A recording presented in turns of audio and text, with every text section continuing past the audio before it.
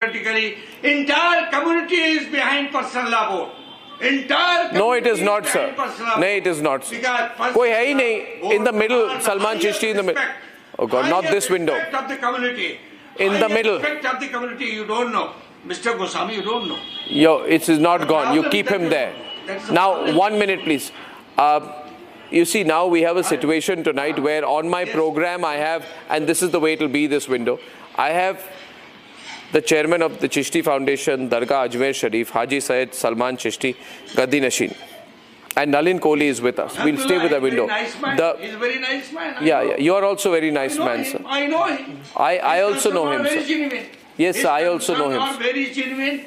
Whatever he said, it is ground here. Nalin Kohli, I thought that Salman Chishti ji made his point very clear when he began by saying that there has been misuse of the money from the Hajj properties. And that is something we need to correct. That is by the Nalin Kohli, please speak up, sir. Officials or government employees. It should be corrected.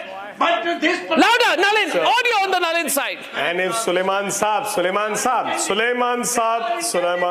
if we can also have a word in. So I just have to first begin by saying, Haji Chishti Saab, Suleiman Saab, wishing not only you but wishing all our brothers and sisters a wonderful Eid. And we pray for peace because ultimately that's what we all desire. Now let's come back to the issue at hand. I think Haji Chishti Saab in the beginning has raised some very pertinent points in a logical manner. Chishti Saab has raised those points, those concerns as a practicing Muslim.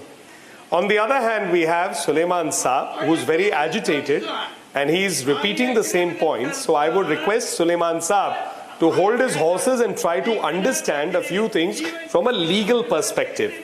Because ultimately, we all live in a democracy. We all live as per the constitution. And we also live by the fact that in a progressive society where rule of law is critical, citizens of India, after all, we are all citizens of India under the constitution, must get the benefit as envisaged under the constitution. Now, what's the issue with the Waqf properties? There are 3 or 4 fundamental points that are not being spoken about.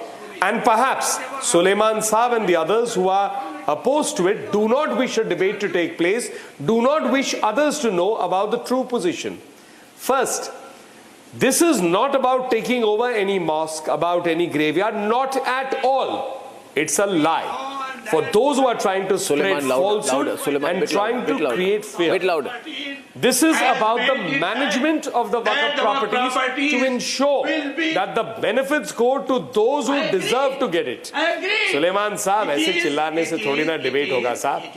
मैंने आपकी बात सुन ली, आप सुन लीजिए. यदि आपको लग रहा है कि केवल बोलने से सारा विषय जो है समझ जाएगा तो होगा नहीं.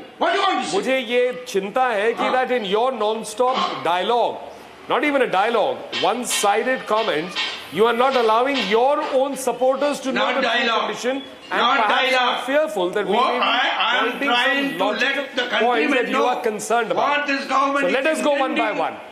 How can today there be a situation that Waqf properties worth several thousands of crores, lakhs of crores, its benefit does not go down to the poor Muslims who deserve to get the benefits?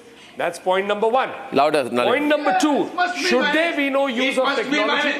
Should there be no use of technology that ensures that ultimately all the truth is available at the click of a mouse? The information is not kept hidden from the genuine people who should be getting the beneficiaries from the Waqf properties. Number 3, how is it that you can say that any user's property will come under the Waqf property? Ultimately, this is about practicing Muslims giving their property for pious and religious reasons.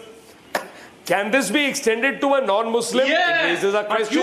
Somebody who is not a practicing Muslim. Number 4, you tell me another thing. How can somebody stand up in the middle of the night, early morning, and say that this property belongs to the Waqf and there will be no adjudication on it?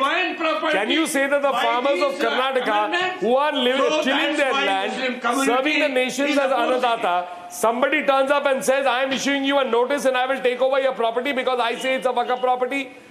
Can you say that the government's land will come into a Waqf property without there being adjudication on it? No. Can you such a say case- that there should be no such a transparency? case has These been are the fundamental reported. points about the No change. such a case The problems has been in the Waqf reported. and the Waqf No such a properties case has been the reported. subject. I wish to.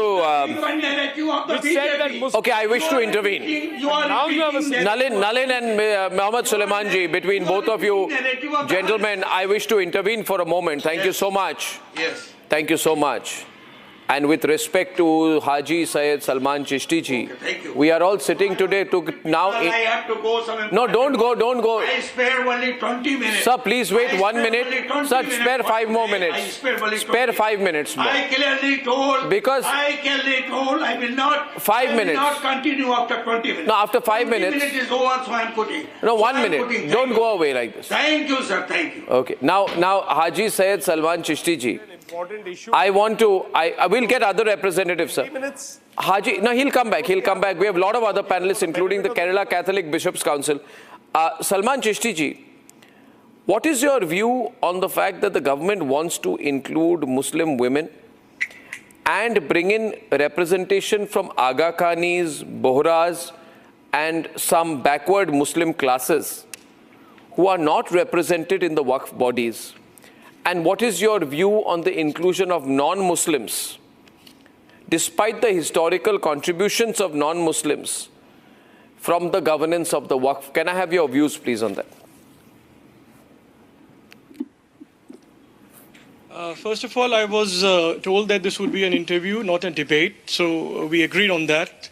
But We'll keep it that way. If you can answer this, then I'll move to my debate. really participate No problem. in any debate. We can really don't really get into any debates and all. So we have been very clear about it that Sulaiman Saab or whoever has been, we are all citizens of India. We have the Constitution of India, which gives us the right to even oppose any bill that has been passed as well. So the concerns are very clear that we have mentioned in the article that I wrote about what has been happening. In terms of including, as of now, we have seen that the state Waqf Board and the Central Waqf Council, they are the one who's always been under the government purview. The people who have been appointed as the members and the chairman, they come through the government purview and through the government channel. So this has always been that. The only thing is that has been a lot of mismanagement which has been going on. In terms of inclusion of all the communities, I think it is the prerogative of the people who have been amending this law, and I think it is Do you have a problem with non-Muslims being included? of the Joint Parliament Committee. The Joint Parliament Committee has also gone through it, and I think when the bill comes in and what is the final state of the bill, everybody as an Indian citizen have the right to agree or disagree. Our Constitution of India gives us that right, and I think if there are reasons to include them where there is a reason to include people who are not part of, as of now, the Waqf board. There has to be valid reason for that. And of course, as I said earlier, that again, when the bill is passed, it's the responsibility of the government that lies to implement, and no rights of the Muslim community and those who have been part of this initiative should be overlooked. And when the real priorities are given, when the real priorities are set through the Waqf bill, I think the real potential of vast resources that should be utilized to upgrade and uplift the social life and cultural life and educational and healthcare life of the Muslim community of across India, because that has been always the original intent of those who have made the Waqf. If that is being made, I think this is a very welcome change. And if there are some laxities and relaxation on that part, I think this is something, again, it is What do you think about Owaisi and others saying Muslims should come on the streets to protest? Muslim community is looking up to the government and the leaders to make this change a positive and welcome change. And when this is done, all the naysayers, I don't want to name any political leaders or any individual, all those who are the naysayer, it is really a big reply to them who have been actually proposing all these fearful narratives. I get your point. Yeah. So we have to be very vigilant. We have to be very, all these ifs and buts and the narrative that mean it is the government's double responsibility. Yeah. Now, I take your view and who have been deceiving the community, who have been not been honest with the community when they're leading the community in their respective areas and states. I think you made a very clear statement. I respect the fact that terms of engagement were of an interview, so I will not draw you into the debate. But I would like to thank you very much, Salman Chishti ji, for joining me on top of my program this evening. And I'd like to keep engaging with you as we take the discussion on the Waqf issue forward. Thank you very much. That's Haji Syed Salman Chishti ji from the Ajmer Dargah. Thank you very much. Nalin, you wanted to make a point. We are at an interesting part of this debate. You all obviously wanted to respond to something. Can you unmute yourself, please? I can't hear you. Yeah. I can't hear him. Can you unmute? Thank you. I wanted to make a point. Yeah. Women's. Yeah, you're on air now. You can hear you. Now, I wanted to make a few points on the women's, on the women representation issue, and that's a very, very critical issue. Louder, please. I think we should bear in mind that there is a certain vested interest. There's a certain vested interest that has prevented Muslim women from being represented or being part of the process of decision making on several important issues. Let's not forget that when the All India Muslim Personal Law Board speaks and says that we speak for all Muslims, it was ultimately a Muslim woman who moved the Supreme Court on the triple talaq case, Shaira Banu, in 2017.